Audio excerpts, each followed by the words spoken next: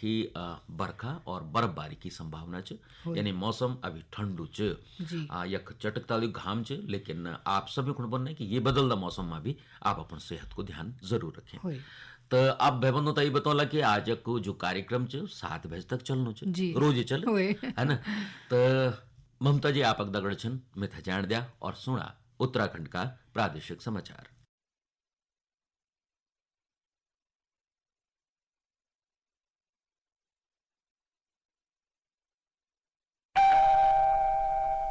यूं तो अवसर प्रत्येक इंसान की जिंदगी में आता है, लेकिन इंसान उसका स्वागत न कर पाए तो वो लौटने में देरी नहीं करता।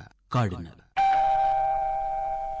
आनंद हर आदमी के अंदर है और वो पूर्णतः सत्य की खोज से मिलता है। महात्मा गांधी। सफलता पाने के लिए दृढ़ संकल्पवान बनो, परिश्रमी बनो और साहसी बनो। स्वामी विवेकानंद। जिसने गर्व किया उसका पतन हुआ। स्वामी विवेकानंद। हिंदी का प्रयोग करें, इससे कार्यक्षमता, गुणवत्ता, उत्पादकता और योग्यता में वृद्धि होती है। हिंदी राष्ट्रीय एकता और भारतीयता की भाषा है।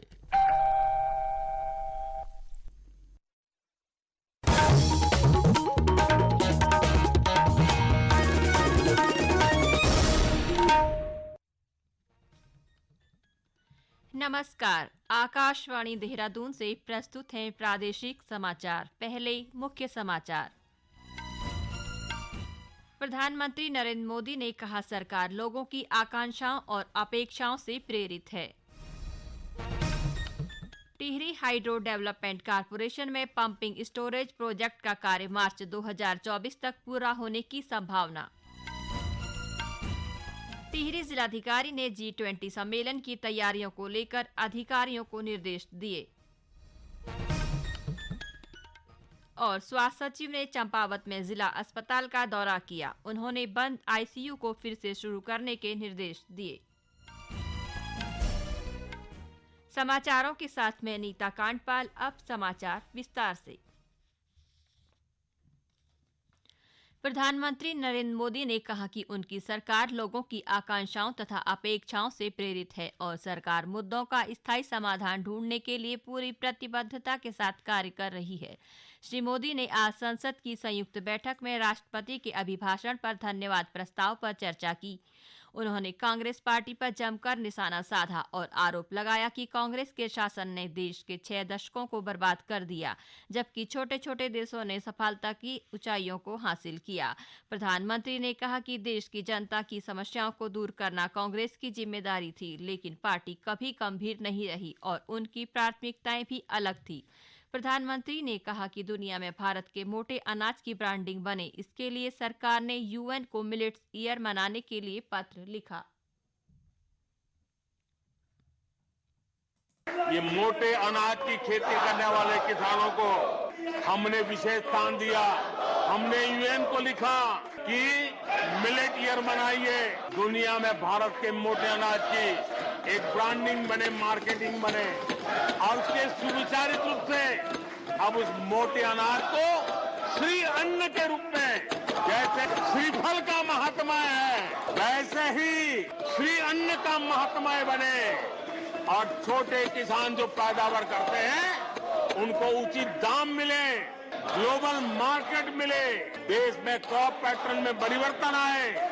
और इतना ही नहीं, ये मिलेट सुपर फूड है, पोषण के लिए बहुत बड़ी ताकत है। हमारे देश के नई पीढ़ी को पोषण की समस्या के समाधान में भी ये काम आए, जो मेरे छोटे किसान को भी मजबूत करे। श्री मोदी ने कहा कि जहां पहले देश की अधिकांश आबादी के पीने योग्य पानी की आपूर्ति करना एक दूर का सपना था, वहीं उनकी सरकार ने जल जीवन मिशन के तहत हर घर को पीने योग्य पानी मिलना सुनिश्चित किया। Tehri hydro development corporation limited में पंपिंग स्टोरेज प्रोजेक्ट का कार्य तेजी से चल रहा है। यह कार्य मार्च 2024 तक पूरा होने की संभावना है। टीएचडीसी के नवनियुक्त निदेशक एलपी जोशी ने पत्रकारों से बातचीत में कहा कि बांध में पंपिंग स्टोरेज प्रोजेक्ट का कार्य पूरा होने पर 2400 मेगावाट बिजली का उत्पादन हो सकेगा। श्री जोशी ने कहा कि इस साल के अंत तक परियोजना की पहली टरबाइन से विद्युत उत्पादन शुरू होगा। उन्होंने बताया कि टीएचडीसी राजस्थान में 1000 मेगावाट और उत्तर प्रदेश में 2000 मेगावाट के सोलर पार्क बना रही है। उन्होंने कहा कि टीएचडीसी अरुणाचल प्रदेश के लोहित नदी पर 2 प्रोजेक्ट बनाएगी। रुद्रप्रयाग के जिला प्रभारी मंत्री सौरभ बहुगुणा ने श्री केदारनाथ यात्रा के सफल संचालन को लेकर जिला स्तर के अधिकारियों के साथ बैठक की। उन्होंने अधिकारियों को निर्देश दिए कि केदारनाथ यात्रा के सफल संचालन के लिए सभी व्यवस्थाएं मार्च तक पूर्ण कर ली जाएं। उन्होंने केदारनाथ यात्रा के लिए घोड़े खच्चरों के रजिस्ट्रेशन प्रक्रिया मार्च के पहले सप्ताह से शुरू करने के निर्देश दिए। उन्होंने कहा कि यात्रा मार्ग में बीमार और कमजोर घोड़े खच्चरों का किसी भी दशा में संचालन न किया जाए। उन्होंने यात्रा मार्ग में घोड़े खच्चरों के लिए गर्म पानी और चारे की व्यवस्था के भी निर्देश दिए। पशुपालन मंत्री ने बताया कि श्री केदारनाथ यात्रा में घोड़े खच्चरों को चिकित्सा सुविधा उपलब्ध कराने के लिए चिकित्सकों की कमी को भी पूरा कर दिया गया है।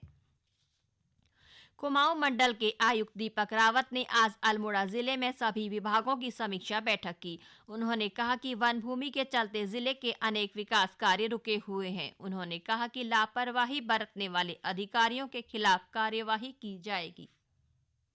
कॉम्पेंसेटरी फॉरेस्टेशन के लिए जमीन चिन्हित है जो लगभग 500 हेक्टेयर से ऊपर है, उसको बड़ी सरसरी तौर पे खारिज किया जा रहा है, जिससे कि बहुत से विकास कार्य अल्मोड़ा के लटके हुए हैं। विशेषकर जो आपकी महत्वपूर्ण सड़कें हैं, ये काम इसलिए लटके हुए हैं कि जो क्षतिपूरक वृक्षारोपण हेतु जमीन दी जानी होती है वो पास नहीं हो रही है। इसमें एक कमेटी भी जिले स्तर से बनी है जिसमें कि हॉर्टिकल्चर के, एग्रीकल्चर के लोग भी हैं, सॉइल टेस्टिंग भी हुई है, लेकिन उसके बावजूद भी उसको रिजेक्ट किया जाना बिना किसी कारण के उचित नहीं। इसमें डिटेल रिपोर्ट मैं डिस्ट्रिक्ट से मंगवा रहा हूँ और इसमें पाया जाता है कि जानबूझकर ऐसा हो रहा है, तो इसमें जो भी अनुशासनिक कार्रवाई जिस भी स्तर पे की जानी है उसकी संस्तुति मेरी ओर से।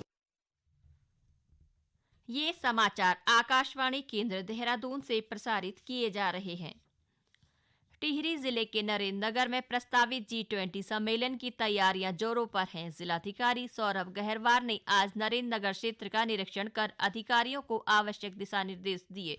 डॉक्टर गहरवार ने लोक निर्माण विभाग को नरेंद्रनगर गुजराड़ा रानी पोखरी बाईपास पर स्थित झरने का सौंदर्यीकरण कर डेस्टिनेशन पॉइंट के रूप में विकसित करने को कहा। जिलाधिकारी ने नरेंद्रनगर के उप जिलाधिकारी और सीमा सड़क संगठन के अधिकारियों को कार्यालय के पास दीवार बनाने, खराब टीन शेड बदलने और सौंदर्यीकरण करवाने के भी निर्देश दिए।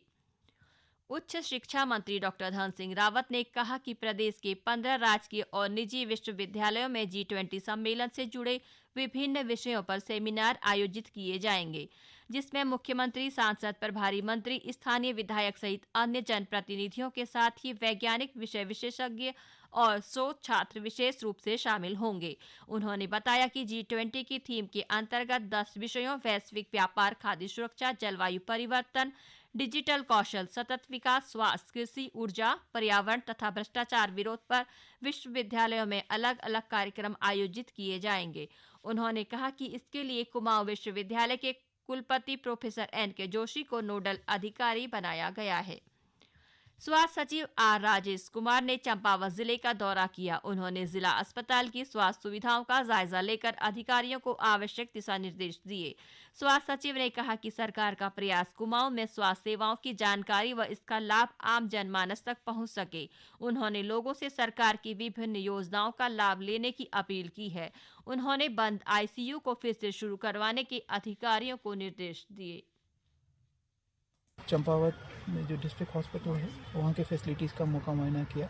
जो हमारी जननी सुरक्षा योजना है और ईजा वो योजना है, इसमें मैंने इंटरेक्ट भी किया और ये हाल ही में पेशेंट की डिलीवरी भी हुई थी, उनसे भी इंटरेक्शन किया कि सरकारी सेवाएं उन तक पहुंच रही हैं कि नहीं, 108 का फ़ायदा उठा पा रहे हैं कि नहीं, खुशियों की सवारी का फ़ायदा उठा पा रहे हैं कि नहीं। और कुछ महत्वपूर्ण सुझाव भी आए थे, कुछ इश्यूज़ बताए गए थे, उसको हम जल्द से जल्द ठीक करने की कोशिश करेंगे। इसके अलावा जो फ्री डायग्नोस्टिक्स है उस पर भी मैंने देखा और स्थिति काफ़ी संतोषजनक है। इसके अलावा यहाँ पे जो क्रिटिकल केयर ब्लॉक है, 50 बेडेड क्रिटिकल केयर ब्लॉक बनेगा। ये ECRP योजना, इमरजेंसी कोविड रिस्पांस पैकेज के तहत ये बन रहा है।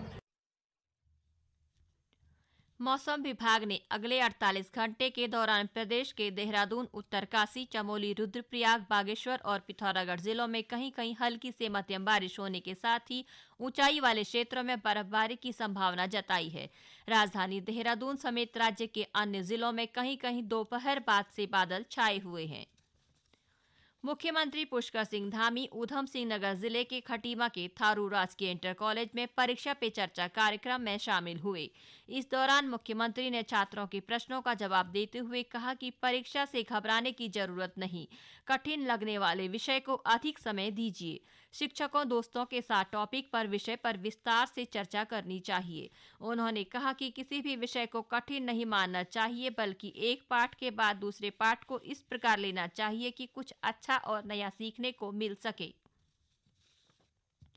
चंपावत की प्रभारी मंत्री व उत्तराखंड सरकार में कैबिनेट मंत्री रेखा आर्या ने कार्य समिति की बैठक में कार्यकर्ताओं को आगामी चुनाव को लेकर जरूरी दिशा निर्देश दिए।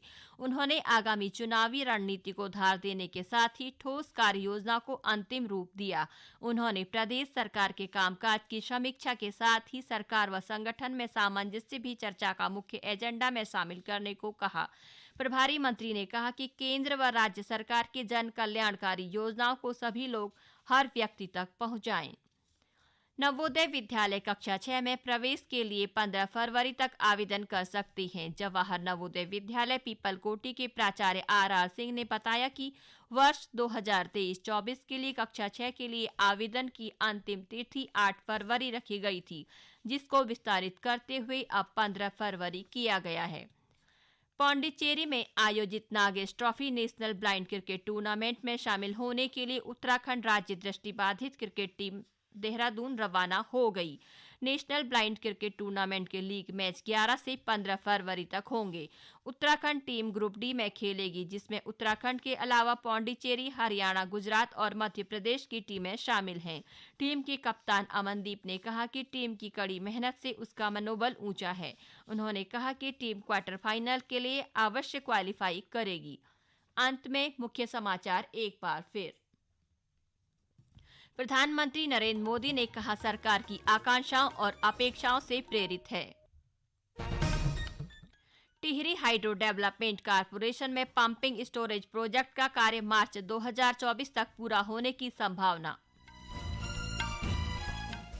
टिहरी जिलाधिकारी ने G20 सम्मेलन की तैयारियों को लेकर अधिकारियों को निर्देश दिए। और स्वास्थ्य सचिव ने चंपावत में जिला अस्पताल का दौरा किया। उन्होंने बंद ICU को फिर से शुरू करने के निर्देश दिए। इसी के साथ प्रादेशिक समाचार समाप्त हुए। नमस्कार।